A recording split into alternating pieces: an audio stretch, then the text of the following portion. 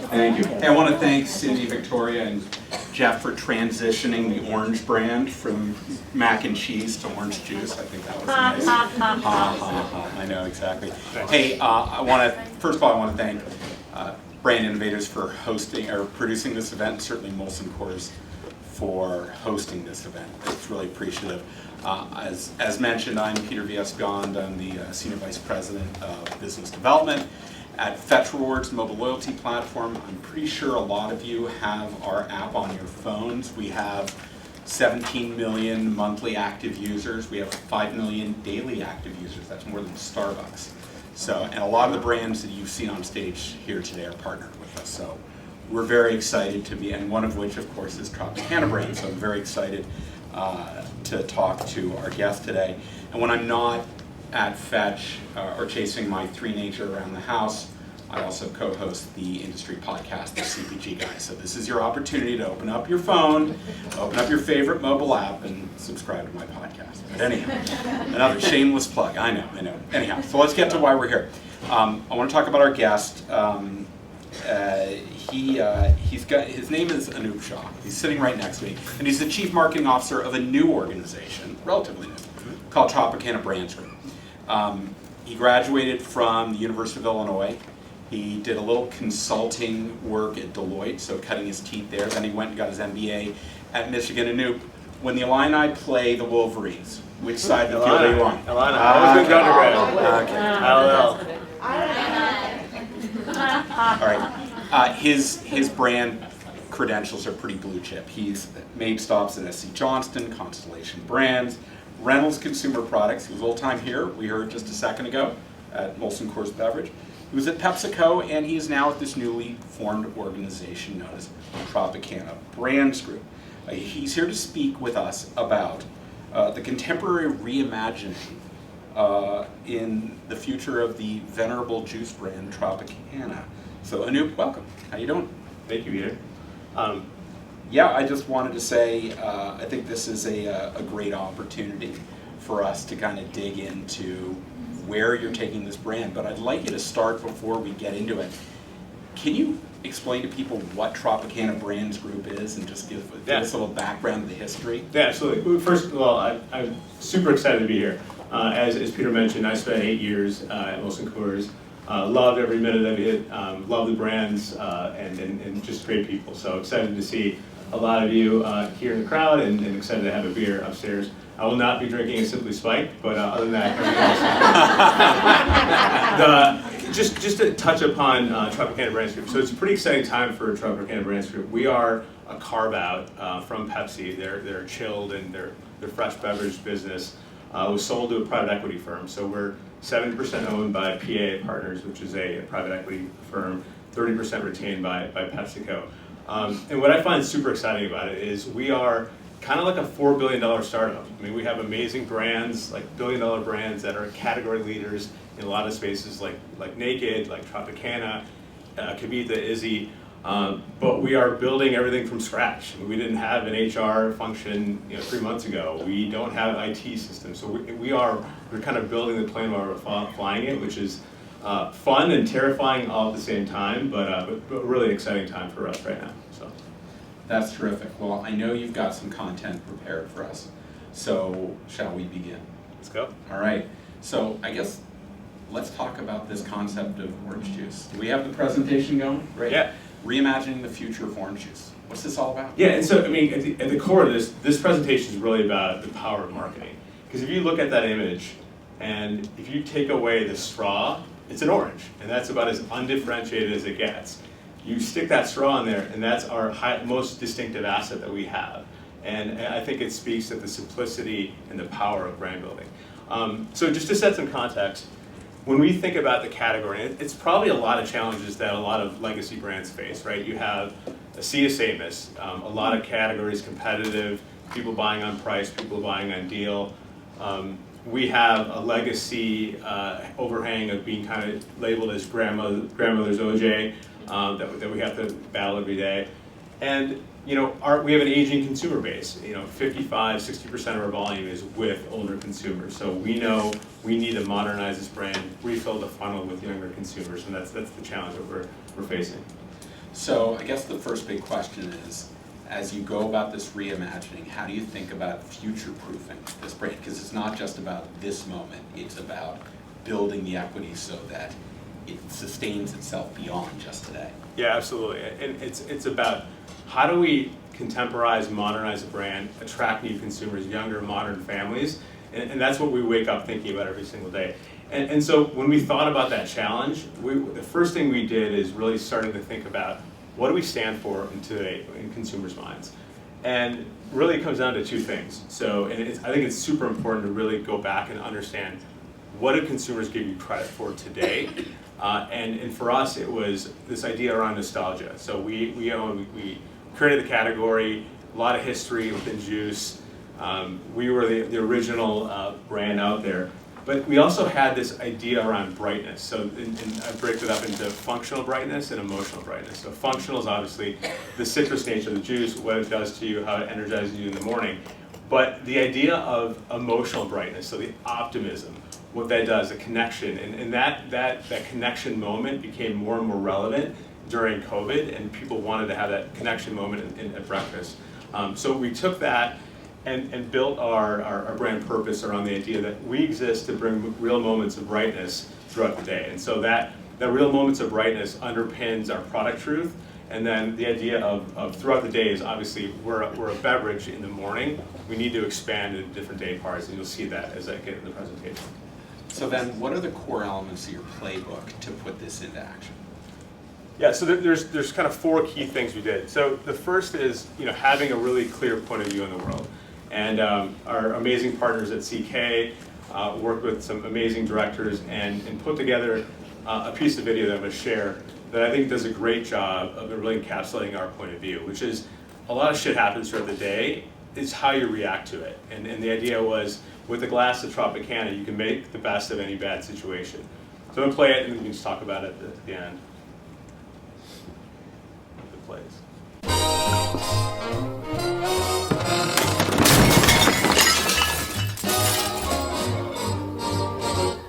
Could be worse. It's a lovely day today. So whatever you've got to do, you've got a lovely day to do it in. That's true. And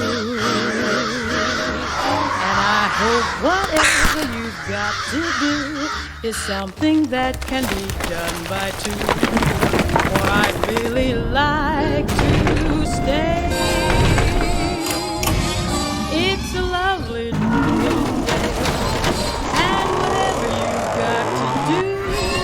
I'd be so happy to be doing it with you.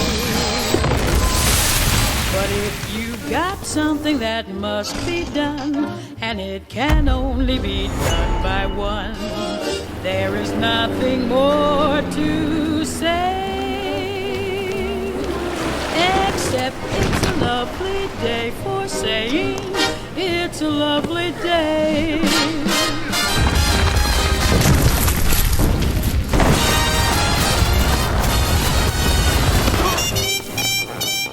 For I'd really like to say, but if you've got something that must be done, and it can only be done by one, there is nothing more to say, except it's a lovely day for saying it's a lovely day, except it's a lovely day for saying it's a lovely day.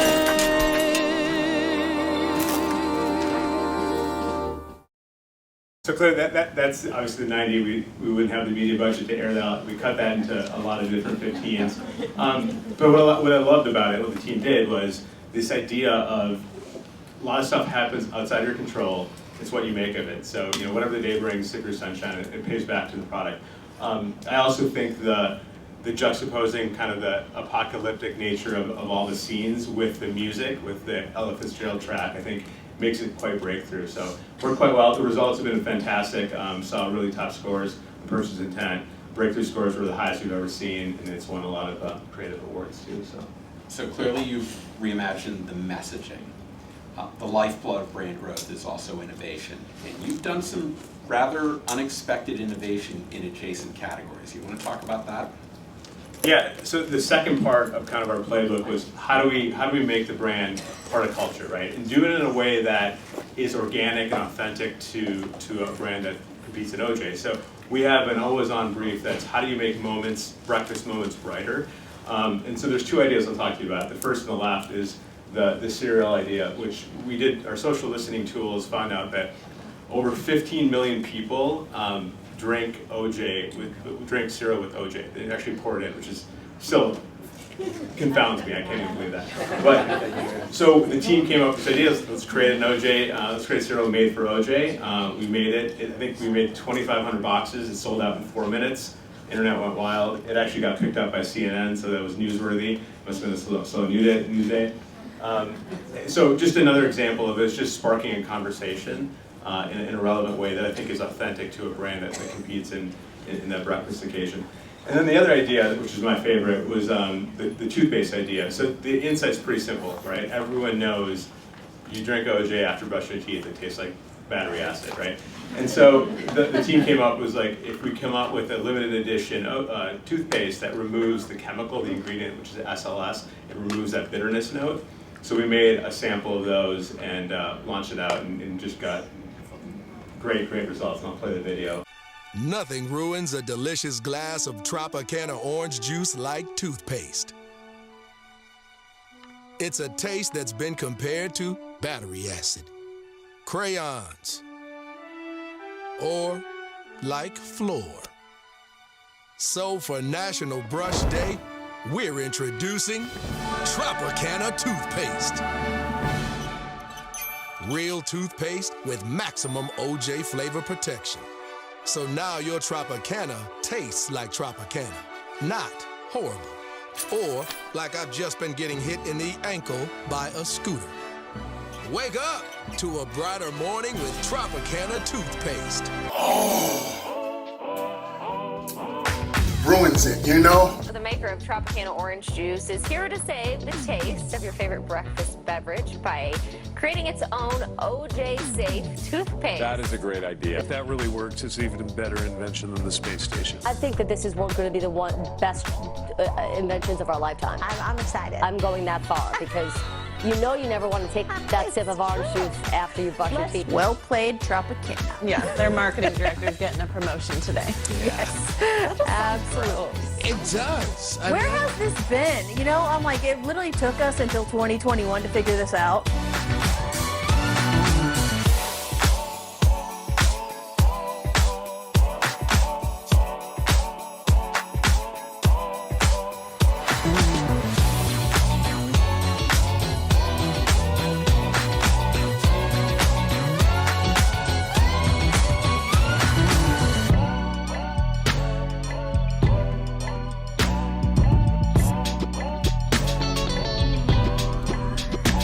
Wow, it actually it doesn't taste any different. It works. I thought this was going to be a disaster, but honestly, this is kind of the most amazing thing I've ever seen. I'll cut that short because I go on. But what I love about that idea is, we talk a lot about attention with intent, right? So how do you get attention, but doing it ladders back to your brand purpose? And I think those two executions ladder back to how do you make breakfast moments brighter and start that conversation. So, Well played, Tropicana. Yeah, I like that. All right, so it's great that you did this, but where are you in terms of bringing new consumers into the franchise as a result of this work? Yeah, so third, I mean, as any good marketing student of Byron Sharp knows, it's all about reach, right? So we look at our metrics around unduplicated reach very seriously. In addition to that, we've been really aggressively looking at new channels. So we're the first brand within Pepsi to go on TikTok. We won Culture Drivers Award for that. We tested a whole platform around 1 million ads, which is personalization at scale with audio, which is all about how do we hyper-target and give contextual relevant messaging at the time. Did a whole test with Twitter to really do geolocation messaging. And we're continuing to look at new ways to reach our consumers at scale. So it's important for us. I'll put the last piece, which our private equity owners really like, the fact that we've had the highest ROI metrics in the brand's history, which has been really great. That is phenomenal. Now, you mentioned the 2 examples of the LTOs in terms of innovation. Those were clearly to be provocative. But if you're going to really grow your business, you're going to have to scale innovation in all distribution points. So where are you in terms of scaling your portfolio? Yeah, so, obviously, the heartland for Tropicana is in the morning, right? We over-index in that volume. That's what consumers give us credit for. For this brand to grow, we're going to have to hit different day parts. So we launched and revamped our juice drinks line, which plays in the afternoon refreshment occasion, and have amazing results. So the brand is up 64%, drove 2.4% category penetration, 80% incremental to OJ, 37% incremental to the overall category. So we have new news planned for next year going into zero sugar. We have a whole pipeline of news coming after that as well. So this is a big bet for us. And we're going to continue to see us try to innovate in those day parts, evening, and beyond. So my last question for you is, where do you see Tropicana now positioned? Where are you going? Yeah, so, we want to continue to grow this brand. We want to continue to drive household penetration into new areas, and through innovation, through making sure that we're relevant with the right consumers, for sure. And that's been your key learnings? Yeah. Well, and so let me just say on this slide. I think the 4 things that we really learned, one is listen to your consumer. So the piece that we did, the foundational work we did around what is that ownable product truth that we can talk about was really crucial. So making sure it ladders back to what we own and defining that ownable product truth. Second, attention with intent. So obviously in a fragmented market, marketing is getting more and more difficult to reach your consumers, but doing it in a way that ladders back to your brand purpose and advances your overall brand objectives, I think is key in the trick. Third, making sure you're continually taking risks. I'll credit MSJ for this and teaching me to be bold and take risks, smart risks, and you have to kind of swing for the fences. And then the last thing, this is for me, and I believe this is a leadership tenet, hire great people, hire great agency partners, and get the fuck out of their way. And I think if you do that, you empower them and you give them a lot of freedom and rope, and I think that makes you an energized team and a high-performing team. Yeah, I'll just ask you one last question. You have a lot of venerable brands in your portfolio. Should we expect to see reimaginations of those brands in light of what the success you've had with Tropicana? Yeah, absolutely. I mean, we're going to go through the same process with Naked. I think we have a gem of a brand called Izzy that no one knows about, but if you've ever had it, it's amazing. So yeah, we're kind of going through this process with the whole portfolio. Well, that's what I had for you today, Anup. I want to thank you for appearing at this session. It was very informative, and I've learned a lot more about Tropicana and the future of this brand in appealing to a much younger and broader consumer base. So thank you. Thank you, Peter. Thank you all. Any questions? Okay, yeah. All right, yeah, sure. Just really quick, I'm so intrigued with this idea of POV, and I don't know if it's just new to me, but you mentioned it, and then this morning we heard it a lot. Can you just define that further, and what is it? Like, is it the why, or is it, because it's different than a point of difference. Yeah, to me, point of view is, what are you uniquely saying about your brand, and why do you exist that's different than anyone else, right? Okay. So, and I think for a point of view to be relevant, it has to be ladder back to your product truth, so you uniquely can say it, but then there has to be some cultural tension that you're pushing off of that makes it interesting. Because if you have a point of view that doesn't ladder back to your product truth, it's just entertainment. If you have a point of view that doesn't have any cultural tension, it's just wallpaper. And I think the trick with marketing is being able to do both. Thank you. I'll bring this over.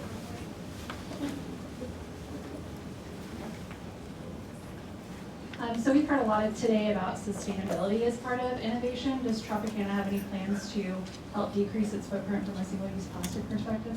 Yeah, so we are aggressively getting into RPAT, and we'll have the 100% converted to RPAT next year. So that's one, and then we're always looking to look at ways to reduce emissions throughout the overall footprint of the brand.